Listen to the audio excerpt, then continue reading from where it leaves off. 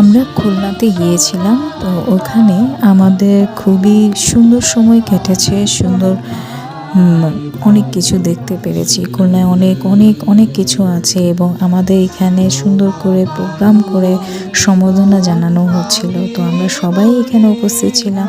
তো এখানে কিন্তু দেখা যাচ্ছে অনেক দুস্থ পরিবারদের কিছু অর্থ সামগ্রী এবং কিছু জিনিসপত্র, সেলাই মেশিন, ব্যাগ, তারপরে হচ্ছে কিছু আর্থিকভাবে সহায়তা দেওয়ার জন্যই এত বড় প্রোগ্রামটা আয়োজন করা হয়েছে। আর সেখানে আমরা সবাই উপস্থিত ছিলাম এবং আমাদেরকে অনেক সম্মান দেখানো হয়েছে। তো আমরা সবাই এর জন্য খুবই খুশি।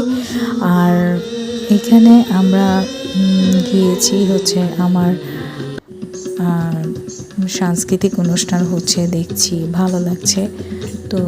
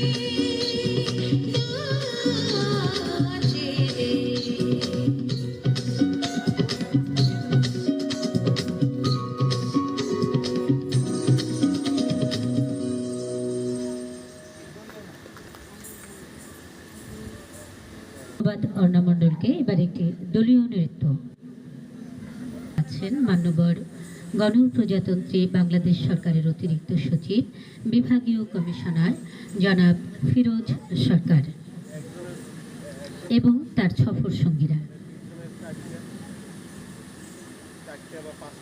আমরা এখন উপভোগ করব দলীয় নৃত্য।